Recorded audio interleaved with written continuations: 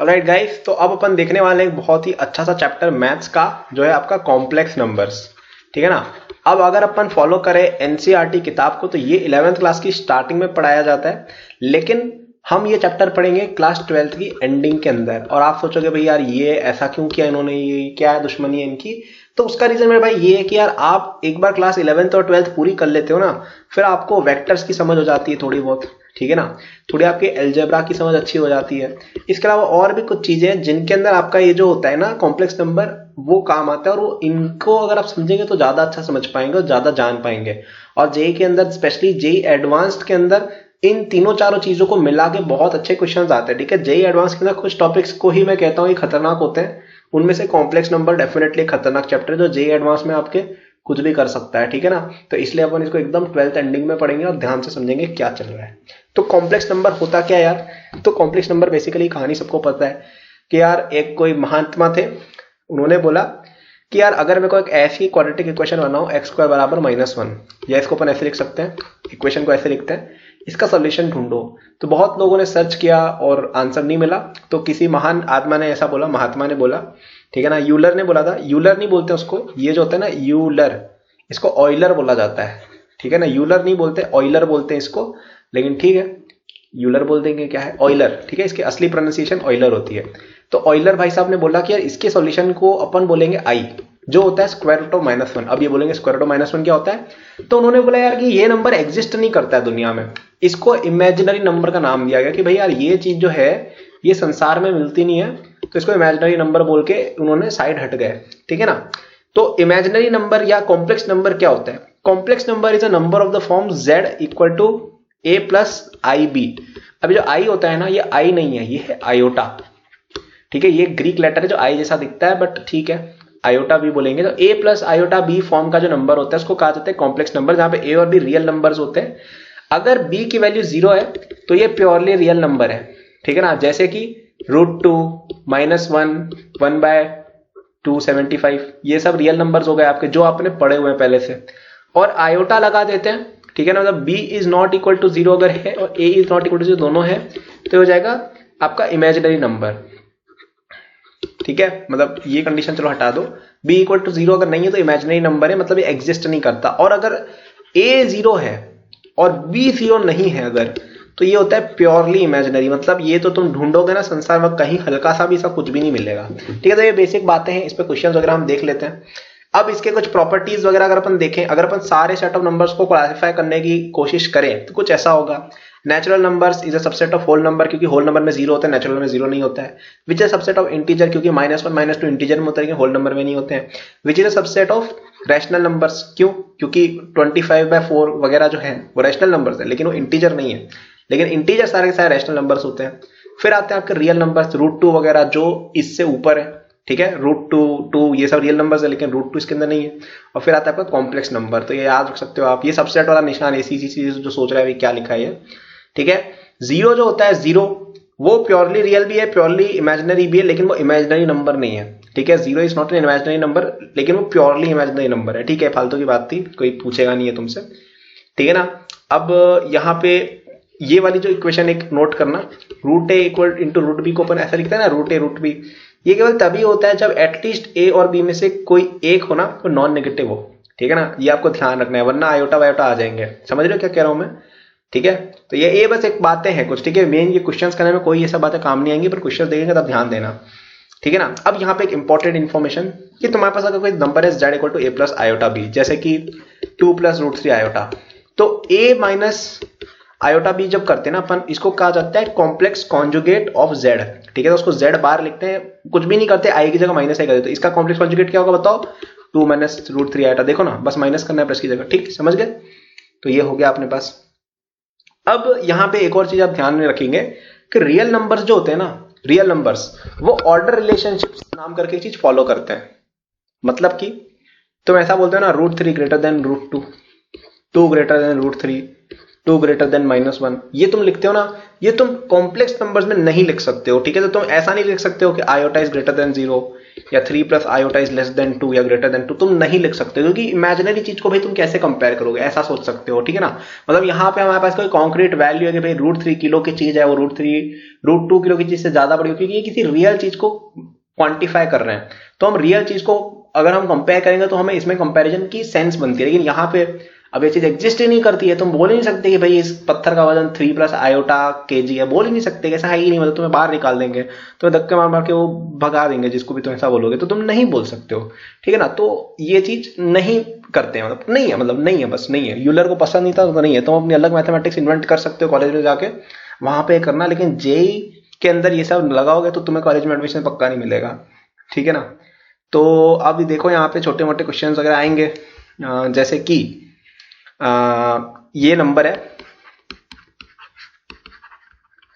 ठीक है, इसके अंदर ए और सी दोनों ग्रेटर देन 0, इसको प्रेजेंट करो कॉम्प्लेक्स नंबर के फॉर्म में। तो अपन को कैसे लिखना है इसको, ए प्लस आयोटा भी फॉर्म में, तो आपको लगेगा भैया यहाँ पे तो बी यहाँ पे आ गए, अरे भाई वो एक रिप्रेजेंटेशन का तरीका था मेरे भाई, यहाँ पे ए और बी कोई वेरिएबल्स है, यहाँ पे तुम ये चीज अलग है, ये चीज अलग है, ठीक है, जबरदस्ती की चीजें मत गुस्सा में भाई।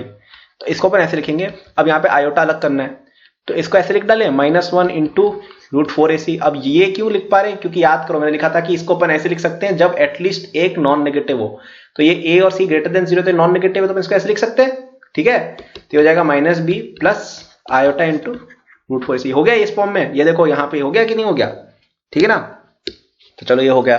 तो अब तक तो थी फालतू की बातें, अब अपन क्वेश्चंस पे ध्यान देते हैं, ठीक है। अब एडिशन सब्ट्रैक्शन वगैरह देखो कैसे करते हैं, तुम सब लोगों को पता ही है। a प्लस बी आयोटा जैसे है, इसके अंदर अपन c plus D iota add करेंगे, तो क्या लिखेंगे, a प्लस सी को अलग लिख लेंगे और b प्लस डी को अलग लिख लेंगे, ठीक है ना। समझ रहे हो कि नहीं समझ रहे हो, प्लस वाले को एक साथ ऐड करना है, रियल पार्ट को इमेजिनरी पार्ट को एक साथ करना है। अब सब्ट्रैक्शन के अंदर भी बस सब्ट्रैक्शन एडिशन का ही उल्टा होता है एक तरह से, मतलब तो बस यहाँ पे a minus c plus b minus d, अगर अपन यहाँ पे माइनस कर रहे होते तो, समझ रहे हो। मल्टीप्लीकेशन मेरे भाई थोड़ी सी गड़बड़ होती है, मल्टीप्लीकेशन में क्या होता है, तुम्हें हर टर्म को हर टर्म से मल्टीप्लाई करना है, ठीक है ना। तो जैसे अपन ये मल्टीप्लीकेशन करते हैं, तो इसमें अपन क्या लिखते हैं, AC इसको इससे मल्टीप्लाई किया, इसको इससे मल्टीप्लाई करो प्लस AD आयोटा। अब इसको इससे मल्टीप्लाई करो तो क्या हो जाएगा, BC iota plus BD into iota square. अब आयोटा स्क्वायर क्या होता है, याद करो -1, तो क्या आ जाएगा -BD। तो ये चीज एक अलग हो गई थोड़ी यार, आयोटा इंटू आयोटा -1 होता है, तो उसका ध्यान रखना। तो रियल पार्ट इसका ये हो जाएगा, कॉम्प्लेक्स पार्ट इसका ये हो जाएगा, ठीक है ना। डिवीजन और ज्यादा अगड़म बगड़म है, देखते हैं क्या है डिवीजन के अंदर माजरा, ठीक है। डिवीजन में कुछ ऐसा है मेरे भाई कि अगर तुम्हारे पास a प्लस बी आयोटा है ना, उसको तुमने डिवाइड किया c प्लस डी आयोटा से, ठीक है ना। तो इसको अपन ऐसे हर कैसे नहीं कर सकते, इससे अपन क्या करते हैं, कॉम्प्लेक्स कॉन्जुगेट ऑफ डिनोमिनेटर से मल्टीप्लाई करते हैं ऊपर और नीचे, मतलब समझो ये एक तरह से रैशनलाइजेशन वाली बात हो गई। समझ रहे हो क्या कर रहा हूं मैं, एक तरह से रैशनलाइजेशन जो था ना, वैसे ही अपन रियलाइज कर रहे हैं यहाँ पे कि यार नीचे वाले को अपन ट्राई करें किसी तरह ये रियल नंबर बन जाए, तो उसके लिए 1 से मल्टीप्लाई किया ये करके, ठीक है ना। तो इसको तुम मल्टीप्लाई करोगे ना, तो ऊपर वाली चीज तो तुम मल्टीप्लाई कर लोगे, ठीक है ना। तो फिर भी चलो कर देता हूं, तो ये कुछ ऐसा आएगा, और नीचे क्या आएगा, c² minus d² into iota square, याद है ना, a plus b minus b identity. अब आयोटा स्क्वायर -1 होता है तो ये प्लस हो जाएगा, plus iota times BC minus AD upon c² plus d², ये हो जाता है डिवीजन, ठीक है इसका। तो ये आप याद रख सकते हो। अब यार याद देखो, मतलब मैं बता रहा हूँ मेथड याद रख सकते हो, अब इसको याद करने में बैठ जाना भाई ये इसका ये होता है, भाई वो सब नहीं करना है अपन को, ठीक है। ये अपन छोटी छोटी चीज कर लेंगे। अब इन पे न्यूमेरिकल कराने की देखो कोई जरूरत, मैं समझता नहीं हूँ, तुम लोग कर सकते हो यार, है ना, वो तुम कर लोगे, उसके अंदर मैं जबरदस्ती घुसाऊंगा नहीं। अब अपन यहाँ पे देखते हैं, एक चीज होती है मल्टीप्लिकेटिव इनवर्स, ठीक है ना। मल्टीप्लिकेटिव इनवर्स क्या होता है, तुम सब लोगों को पता है कि ऐसा नंबर से मल्टीप्लाई करके 1 मिल जाए। तो तुम्हें जैसे बोला कि यार 4 प्लस 3 आयोटा या चलो 4 प्लस 2 आयोटा का मल्टीप्लिकेटिव इनवर्स फाइंड करना है, ठीक है ना। तो कैसे करेंगे, अपन एक ऐसा z फाइंड करना चाहते हैं जस्ट का मल्टीप्लिकेशन बनाना है, तो z क्या हो जाएगा 1/4 प्लस 2 आयोटा। रैशनलाइज करो, कभी भी कॉम्प्लेक्स नंबर को a प्लस आयोटा भी फॉर्म में लिखना होता है, ठीक है। तो ये आंसर रिपोर्ट नहीं कर सकते हो, वो बोलेंगे अरे वाह आ जाओ IIT तुम तो, है ना, ऑप्शन में भी दे देंगे वो देखना, पर वो गलत तरीका है। ये हो जाएगा 16 प्लस 4 यानी कि 1/5 माइनस i/10, ठीक है ना, आयोटा बाय 10, तो ये आपका आंसर हो गया, ठीक है ना। तो ठीक है भाई, समझ गए, कर लेंगे आगे अपन। Equality of a complex number, अगर तुम्हारे पास दो कॉम्प्लेक्स नंबर है जो इक्वल है ना, z1 इक्वल टू z2, तो ये केवल तभी होता है जब real part of z1 is equal to real part of z2। ये आर जब लगा देते हैं इसका मतलब होता है रियल पार्ट, मतलब a प्लस आयोटा बी वाले फॉर्म में a वाला पार्ट और इमेजिनरी पार्ट भी इक्वल होने चाहिए। दोनों इक्वल होंगे तभी अपन बोल सकते हैं कि भाई दो कॉम्प्लेक्स नंबर इक्वल है, ठीक है ना। सो जैसे एक बताओ कि find out the value of x and y, ठीक है ना, सच दैट कि आपका x power 4 plus 2x iota minus 3x square plus y iota equal to 3 minus 5 iota plus 1 plus 2 iota y, जहां पे x और y रियल नंबर है। तो यहाँ पे अपन क्या करेंगे, पहले इस एक्सप्रेशन को इवैल्यूएट करेंगे और फिर अपन रियल पार्ट को इमेजिनरी पार्ट से इक्वल कर देंगे। तो रियल पार्ट क्या है इसका, x square minus 3x square, ठीक है, x power 4 minus 3x square, ठीक है ना। इसका क्या है 3 प्लस 1 यानी 4, तो ये अपने पास एक इक्वेशन आ गई। अब देखो ये तुम सॉल्व कर सकते हो क्वाड्रेटिक लगा के, x स्क्वायर को तुम t पुट कर देना, तो t square minus 3t minus 4, I think इसके रूट्स 4 और माइनस 1 आएंगे, ठीक है ना। तो t स्क्वायर की वैल्यू आ गई, ठीक है ना, तो t की वैल्यू x स्क्वायर की वैल्यू आ गई, तो x equal two plus minus 2 हो सकता है, और माइनस 1 तो लेंगे नहीं क्योंकि x और y रियल दिया हुआ है। जो भी है तुम सॉल्व कर लेना, ये तो तुम कर सकते हो, अगर 12th के एंड में देख लो तुम कर सकते हो, ये नहीं आता तो भी पीछे की वीडियो जाकर देखनी पड़ेगी वरना जेई नहीं निकाल पाओगे मेरे भाई, ठीक है ना। अब अपन आयोटा वाली टर्म को कंपेयर करते हैं, तो यहाँ पे क्या आएगा 2x माइनस वाई, ठीक है, 2x माइनस वाई यहाँ पे हो जाएगा आयोटा वाला पार्ट, और इधर क्या हो जाएगा -5 plus 2y equal to 2y minus 5। तो यहाँ पे x की वैल्यू पता है, y की वैल्यू निकाल सकते हो, ठीक है ना। तो दो पेयर्स हो जाएंगे, तो आप निकाल लीजिएगा वैल्यू जो भी है, ये सब करने में नहीं आया। अब एक और क्वेश्चन जो काफी ज्यादा आता है, स्क्वायर रूट फाइंड करने वाला, ठीक है ना। Find out the square root of -21 minus 20 iota, जैसे ये, ठीक है ना। तो इसको अपन ऐसे करते हैं, ये मान लो कि यार इसकी वैल्यू जो है ये है इतना, ठीक है, ये मान लो जैसे। तो अब अपन क्या करेंगे, अपन स्क्वायर करके देखेंगे क्या होता है। तो ये स्क्वायर इस साइड का क्या होगा, x square minus y square plus 2xy iota, और ये भी आइडेंटिटी याद रख सकते हो, इसका स्क्वायर पे जाता है, कैसे किया मल्टीप्लाई करके देख लो यही आएगा। डिफरेंस बस ये है, यहाँ पे माइनस वाई स्क्वायर है, क्यों, क्योंकि आयोटा वाई का होल स्क्वायर आएगा ना, तो आयोटा का स्क्वायर क्या होता है -1, तो ऐसे लिख दिया मैंने। तो अब यहां से तुम्हें क्लियरली दिख नहीं रहा है कि देखो x square minus y square की वैल्यू -21 है और 2xy की वैल्यू -20 है, तो क्या हो सकती है, ठीक है। तो xy इक्वल टू -10 आ रहा है और यहाँ पे x square minus y square equal to -21 आ रहा है। तो यहाँ पे अब मुझे क्लियरली दिख रहा है कि y की वैल्यू 5 है और x की वैल्यू मतलब -2 है, या फिर y की वैल्यू -5 है या x की वैल्यू 2 है। इन दोनों में से कोई एक पे ये होगा, तुम इक्वेशन सॉल्व कर सकते हो। कैसे करोगे, x equal to y equal to -10/x लिख के यहाँ पे डाल दो, क्वाड्रेटिक बनेगी, सॉरी पावर 4 वाली बनेगी, उसमें x स्क्वायर को t पुट करना तो आंसर आ जाएगा, ये आएगा। तो अब देखो इस बात को, मैंने जेई अपना 3 से भी 3.5 साल पहले दिया था, ठीक है ना। मुझे अभी तक ये चीज क्लियरली दिख रही है, वैसे आईआईटी में भी ऑफ कोर्स मैथ्स होती है काफी ज्यादा, लेकिन मुझे देखो क्लियरली दिख गया कि इसका सॉल्यूशन ये है। तो आपको इतना फास्ट होना चाहिए, मैं 11th 12th में भी कर लेता था कि भाई यार इसका सॉल्यूशन मेरे को इक्वेशन देखते ही पता चल गया कि भाई ये है। तो जेई में AR1 वगैरह जो होती है वो इतना आपका स्किल होना चाहिए कि भाई आप इतना फटाफट चीजें पकड़ पाओ। ये तो बहुत बेसिक सी चीज बता रहा हूं मैं, है ना, बाकी बच्चे तो और तोड़फोड़ होते हैं। तो इतना स्किल आपको होना चाहिए कि भाई आप आइडेंटिफाई कर पाओ उनके सॉल्यूशंस क्या होंगे, ठीक है ना। तो ये जस्ट एक बात थी, motivational top 10 motivational speeches of all time. Anyway, तो यार ये अपन कुछ क्वेश्चन टाइप्स देखते चलते हैं। तो स्क्वायर रूट निकालना अपन ने सीख लिया, ठीक है ना।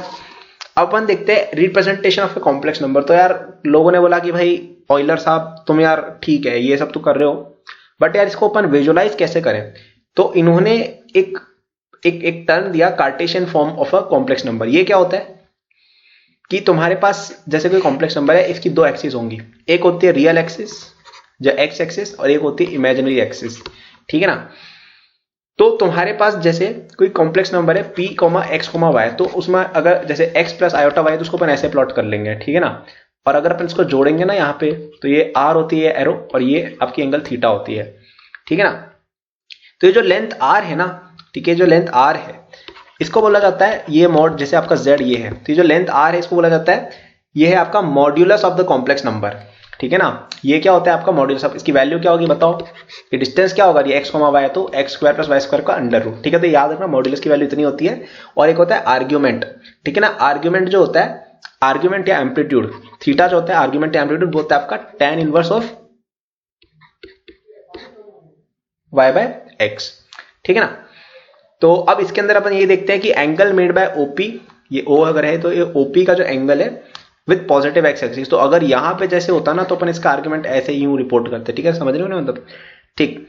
लेकिन अपन इसमें एक बात और नोट करते हैं कि ये जो इसका जो थीटा वाली वैल्यू जो होती है ना, इसके अंदर ये माइनस पाई से पाई के बीच में जो एंगल होता है ना उसको प्रिंसिपल एंगल बोला जाता है, ठीक है ना।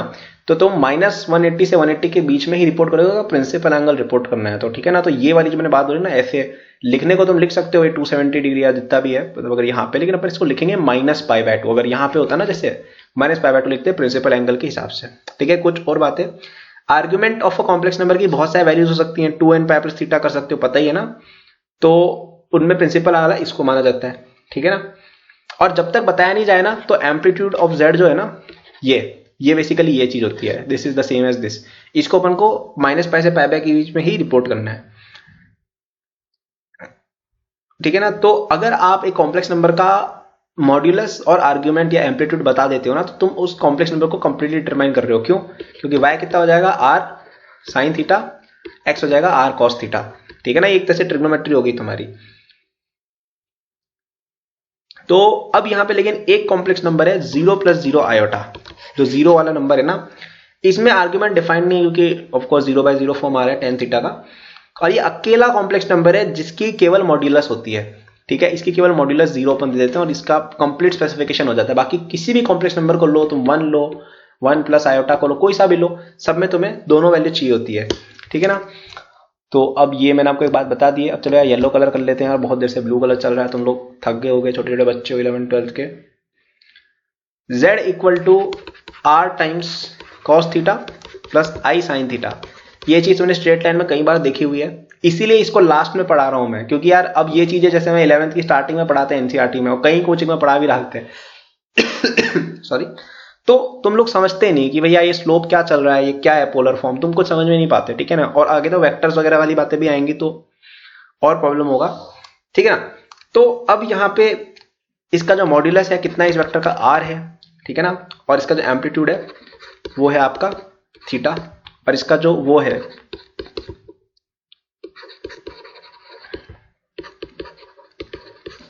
कॉन्जुगेट वो इतना हो जाएगा, ठीक है ना। तो अब ये जो चीज होती है ना इसको अपन सिस थीटा भी लिखते हैं, ठीक है ना, वो पेज है ना इस तरह वही,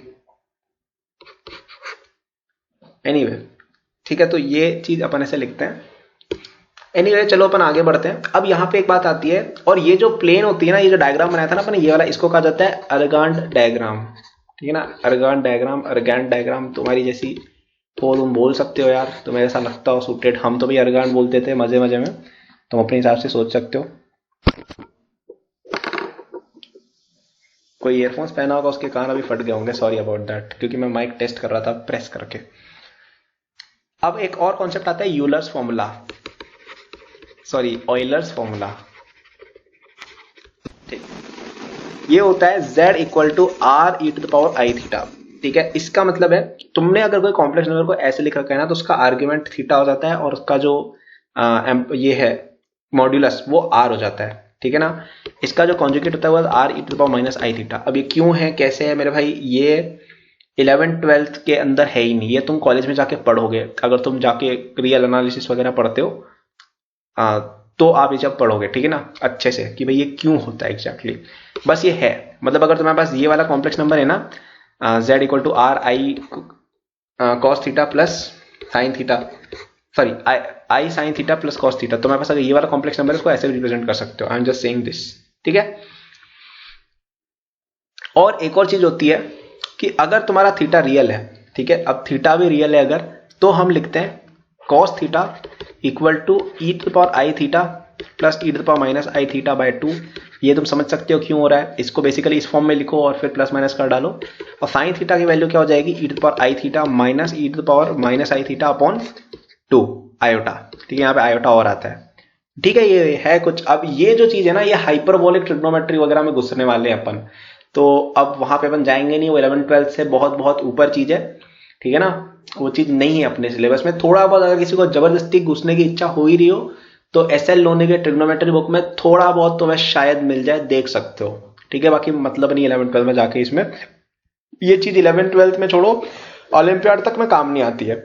तो तुम क्यों घुस रहे हो? मतलब अगर तुम्हें एक्स्ट्रा पढ़ने की इच्छा हो रही है तो भाई मैथ ओलंपियाड का पढ़ लेना, इसमें उसके कोई फायदा नहीं है। मतलब ना जेई में आएगा ना ओलंपियाड में आएगा ये चीज। तुम 11th ये सब तुम इंजीनियरिंग में जाओगे ना, इंजीनियरिंग फिजिक्स वगैरह लेते हो या नॉर्मल भी लेते हो, तो तुम्हें ये सब चीजें समझ में आएंगी, तुम्हें पढ़ाएंगे आईआईटी के अंदर, कहीं पे भी जाओगे पढ़ना तो पड़ेगा ये सब, है ना। अब एक और होता है vector representation of a complex number, ठीक है, वो भी एक तरीका है। तो इसमें अपन ऐसा कर सकते हैं कि हर कॉम्प्लेक्स नंबर को एक पोजीशन वेक्टर ऑफ पॉइंट्स मिल जाता है। तो अपन ऐसा बोलते हैं कि तुम्हारे पास जैसे कोई पॉइंट पी है तो ओ पी वेक्टर को ये जेड बोल देते हैं, ठीक है ना। जैसे अपन ने देखा था ना, ओरिजिन से पी तक जेड बोल देते हैं, और ओपी वेक्टर का मैग्नीट्यूड जेड का मैग्नीट्यूड हो जाता है, मतलब जो आपका मॉड्यूलस है। तो ठीक है, मतलब समझ लिया, मतलब है ना, इसमें कोई वो नहीं है ज्यादा खतरनाक कोई बात। अब अपन यहाँ पे बात करते हैं argument of a complex number की, ठीक है ना, कि भैया आर्ग्यूमेंट करने लगे कॉम्प्लेक्स नंबर, बड़ा आर्ग्यूमेंट, बड़े आराम आराम से पढ़ा रहा हूँ कॉम्प्लेक्स नंबर यार, मैं थोड़ा स्पीड बढ़ाते हैं, है ना। तो तुम्हारे पास जैसे देखो ये है डायग्राम, चारों क्वाड्रेंट, अगर यहाँ पे है तो तुम्हारा जो आर्ग्यूमेंट है वो हो जाएगा 0 से π/2 के बीच में। अगर यहाँ पे तुम्हारा complex number 0 plus iota b तो π/2 हो जाएगा, यहाँ पे है तो -π जो भी है, और यहाँ पे सॉरी यहाँ पे पाई हो जाएगा, और यहाँ पे तुम कर सकते हो, मतलब समझ रहे हो ना क्या कह रहा हूँ मैं, -π हो जाएगा। तो यार ये सब के बारे में बहुत ज्यादा घुस के मतलब नहीं है। अब अपन थोड़ी इंटरेस्टिंग चीजें देखेंगे, ठीक है ना, अपन थोड़ी इंटरेस्टिंग चीजें देखेंगे, कुछ क्वेश्चंस देखेंगे अपन, है ना। तो solve this equation mod z का स्क्वायर प्लस 2 मॉड z बराबर 0, ठीक है ना।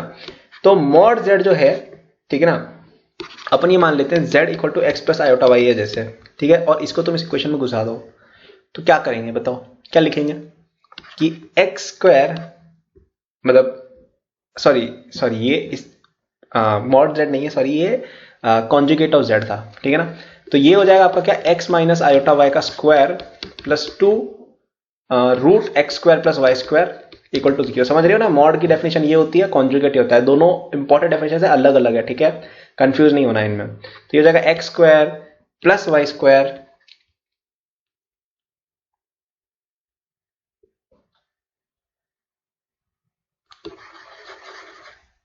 तो ये हो जाएगा आपका x square minus y square, ठीक है ना, माइनस आएगा, minus 2xy iota plus 2 root x square plus y square बराबर 0, ठीक है ना। तो अब इसका क्या मीनिंग है, ध्यान से समझो कि तुम्हारा रियल पार्ट भी 0 होना चाहिए और कॉम्प्लेक्स पार्ट भी 0 होना चाहिए। कॉम्प्लेक्स पार्ट में क्या है, एक्स वाई यानी कि 0 है, यानी x और y में से कोई एक 0 है। समझ में आ रहा है, ठीक है ना। तो अगर अपन मान लेते हैं कि x इक्वल टू 0 है तो क्या हो जाएगा बताओ, ये हो जाएगा माइनस वाई स्क्वायर, ये 0 और यहाँ पे plus root 2 root y square, ठीक है ना। तो यहाँ पे 2 मॉड y आ जाएगा इक्वल टू 0। तो इसका मतलब है कि आपका y की वैल्यू सकती है 0, 2 या -2, ठीक है ना।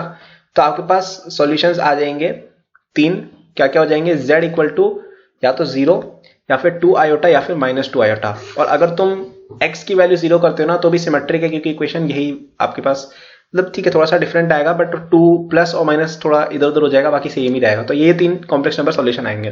तो ऐसे सॉल्व करने थे कॉम्प्लेक्स नंबर्स के क्वेश्चंस कि आप z को अज्यूम कर लो x प्लस आयोटा y और उसको घुसा दो इक्वेशन में, ठीक है। कभी कॉन्जुगेट होगा, कभी मॉड होगा, कभी क्या होगा, कभी इसको ही स्क्वायर क्यूब कर रखा होगा, कभी 1/z कर रखा होगा, है ना। तो वो ऐसे आ जाता है। मतलब आप फिर क्या करो, उसको रिड्यूस कर दो a plus iota b form में, और फिर इक्वेशन को करेंगे a equal to 0 b equal to 0 set करके आंसर आ जाता है, ठीक। तो अब यहाँ पे अपन देखते हैं कुछ आगे बातें। एक होता है आपका geometrical representation of fundamental operations की ज्योमेट्रिकल रिप्रेजेंटेशन अगर अपन करें, ठीक है ना। तो यहाँ पे अपन थोड़ा वेक्टर्स की तरह समझते हैं। तो जैसे तुम्हारे पास 2 कॉम्प्लेक्स नंबर्स हैं, ठीक है, जैसे तुम्हारी प्लेन है थोड़ी टेढ़ी बन गई, सॉरी अबाउट दैट। ये तुम्हारा कॉम्प्लेक्स नंबर Z1 है एरगैंड प्लेन के अंदर, और ये तुम्हारा Z2 है, ठीक है। तो अगर तुम इन दोनों को ऐड कर रहे हो ना, अगर तुम इन दोनों को ऐड कर रहे हो तो यहाँ पे तुम वेक्टर्स की तरह ही ऐड करते हो कि भाई ये पैरेललोग्राम कंप्लीट किया और ये तुम्हारा आंसर हो गया। तो ये Z1 प्लस Z2 है। अब Z1 माइनस Z2 क्या होगा कि इसको उल्टा कर डालो, ये माइनस Z1 है, Z2 माइनस Z1 अगर करना है वो कैसे बनेगा, कुछ इस तरह का बन जाएगा कि भाई ये तुम्हारा हो जाएगा Z2 माइनस Z1, ठीक है ना। तो ये ठीक है, समझ गए। तो ये चीजें चलो अपनी हो गई है यहाँ पे। हाँ, अब यहाँ पे अपन एक थ्योरम देखते हैं छोटी सी, कि अगर तुम्हारे पास 2 कॉम्प्लेक्स नंबर Z1 तो Z1 इंटू Z2 का जो मॉड्यूलस होता है ना, वो Z1 का मॉड्यूलस इंटू Z2 का मॉड्यूलस है। इंपॉर्टेंट प्रॉपर्टी है ये, ठीक है ना, ऑब्वियस नहीं है इतनी ज्यादा ये। और argument of Z1 into Z2 होता है, वो होता है argument of Z1 plus argument of Z2, ठीक है। आर्ग्यूमेंट का मल्टीप्लिकेशन करने पर सम करते हैं, वरना अपन मॉड्यूलस को मल्टीप्लाई करते हैं, ठीक है। ये तुम उससे समझ सकते हो, यूलर फॉर्म के अंदर लिखना तो तुम्हें दिख जाएगा ये चीज, ठीक है ना। यूलर फॉर्म में लिखना तो दिख जाएगी, पावर ऐड होती है। इसका प्रूफ मैं तुम्हें एज अ होमवर्क रखना चाहूंगा कि भाई ये इतना एटलीस्ट तुम खुद करो, है ना। डिवीजन के अंदर भी एक सिमिलर चीज रहती है कि अगर तुम्हारे पास दो कॉम्प्लेक्स नंबर है Z1 और Z2, इनको डिवाइड करके इनका मॉड निकालोगे ना, it is given by Z1 और Z2, ओके। और इनका जो आर्ग्यूमेंट है वो जाएगा argument of Z1 minus argument of Z2, ठीक है। अब अपन देखते हैं conjugate of a complex number की कुछ प्रॉपर्टीज, कुछ उसके क्वेश्चंस वगैरह वो हम देखेंगे अब, ठीक है ना। कॉन्जुगेट के साथ क्या होता है, तो कॉन्जुगेट का जो मॉड होता है ना वो सेम ही रहता है, ठीक है ना, सेम ही रहता है। तो अगर अपन इसका ज्योमेट्रिकल रिप्रेजेंटेशन देखें तो तुम्हारा Z1 अगर ये है तो it is reflection about the x axis, क्योंकि अपन क्या कर रहे हैं, y को माइनस कर रहे हैं, तो y माइनस हो जाएगा और ये Z1 बाहर आ जाएगा तुम्हारा।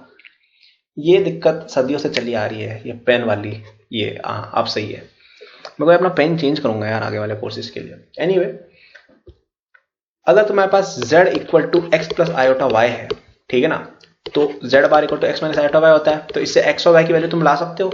देखो x की वैल्यू हो जाएगी z प्लस z बार बाय 2, करके देखो सेम आएगा। y की वैल्यू हो जाएगा z माइनस z बार बाय 2, ठीक। और सॉरी यहाँ पे आयोटा भी तो आएगा, ये कैसे भूल गए यार, ठीक है ना। z इक्वल टू z बार अगर है तो क्या हो जाएगा, यानी कि y की वैल्यू 0 है, यानी कि आपका जो नंबर है वो प्योरली रियल है। और z plus z bar equal to 0 अगर है, यानी कि प्योरली इमेजिनरी है, ठीक है ना।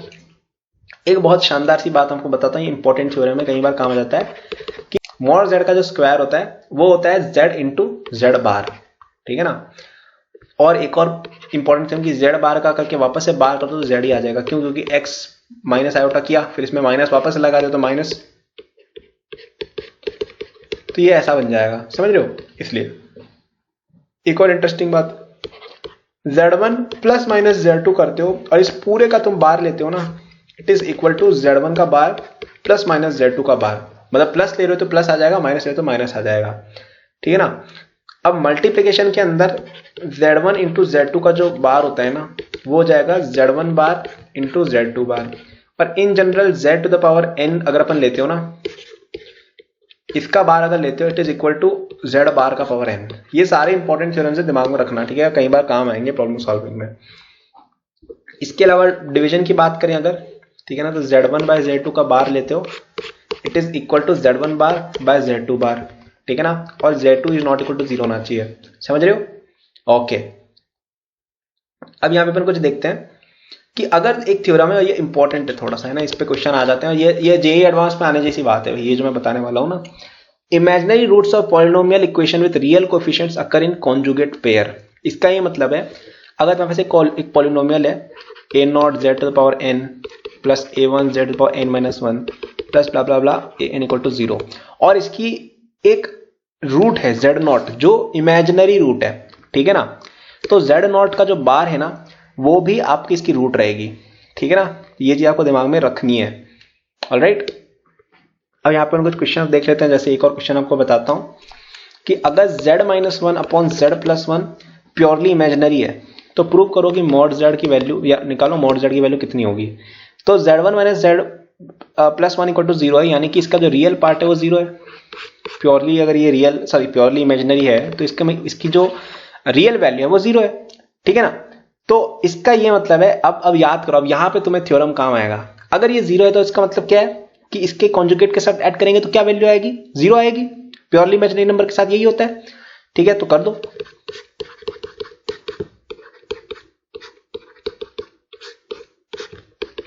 ठीक है, यानी कि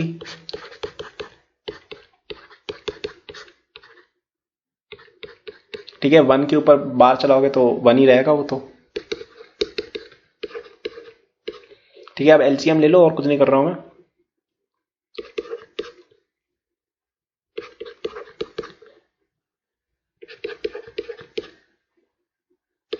ये 2 नहीं है, बस z है मैं खुद कंफ्यूज हो रहा हूँ थोड़ा सा।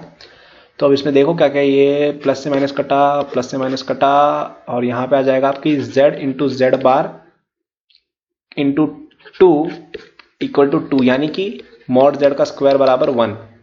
ठीक है ना, यानी कि मॉड z की वैल्यू क्या हो जाएगी 1। अब यहाँ पे कोई बोलेगा होशियार आदमी, अरे मॉड z की वैल्यू -1 होनी चाहिए, हो भी तो सकती है भैया। मेरे भाई मॉड्यूलस बाय डेफिनेशन पॉजिटिव होता है कॉम्प्लेक्स नंबर के केस में, है ना, वो एक लेंथ है, लेंथ ऑफ ओपी वेक्टर है वो, तो पॉजिटिव ही ली जाती है। ठीक है ना, तो यहाँ पे देखो थ्योरम्स यूज हुई, कौन कौन सी थ्योरम यूज हुई, पहले यहाँ पे थ्योरम यूज हुई, ठीक है ना, फिर यहाँ पे भी थ्योरम यूज हुई। तो ये थ्योरम्स आपको याद होने चाहिए, मॉड्यूलस वगैरह से रिलेटेड, कॉन्जुगेट से रिलेटेड, है ना, ये कई बार आ जाती है। ठीक है, तो ये अपन समझ गए। अब अपन यहाँ पे देख लेते हैं ज्योमेट्रिकल बातें जो हैं उनकी बात अपन अभी करें या अगली वीडियो में डालें, मैं डिसाइड कर रहा हूँ, और अगली वीडियो में डालेंगे क्योंकि ये वीडियो ऑलरेडी आधे घंटे की हो गई। ठीक है, सो ये थी आपके कॉम्प्लेक्स नंबर्स। अभी तक अपन ने मोस्टली थ्योरम्स पे और प्रॉपर्टीज पे फोकस किया है। ठीक है, थ्योरम्स एंड प्रॉपर्टीज पे अपन ने सबसे ज्यादा फोकस किया इस वीडियो में, और मैं चाहूंगा कि आप इनको अच्छे से लर्न कर लें। ठीक है ना, अच्छे से याद कर लो जितनी भी है, क्योंकि आगे क्वेश्चंस आएंगे और क्वेश्चंस में सब काम आती है, जैसे में आ भी रही है। ठीक है ना, thank you for watching this video till the end. I am sure that you enjoyed it. यदि आप अपनी पूरी जेई प्रिपरेशन मेरे साथ करना चाहते हैं तो आपको डिस्क्रिप्शन में मेरे जेई के फुल कोर्स का लिंक मिल जाएगा।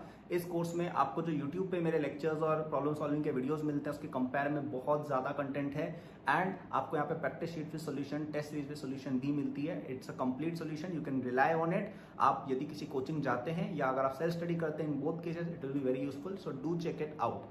ओके, इसके अलावा मेरे जेई के फ्री नोट्स भी डिस्क्रिप्शन में लिंक्ड है, एंड डिस्क्रिप्शन में और भी मैंने बहुत सारे रिसोर्सेज फॉर स्टूडेंट्स डाले हुए हैं, जैसे the books that I recommend, my social media and my newsletter in case you want more content or if you want to approach me with any doubts or suggestion.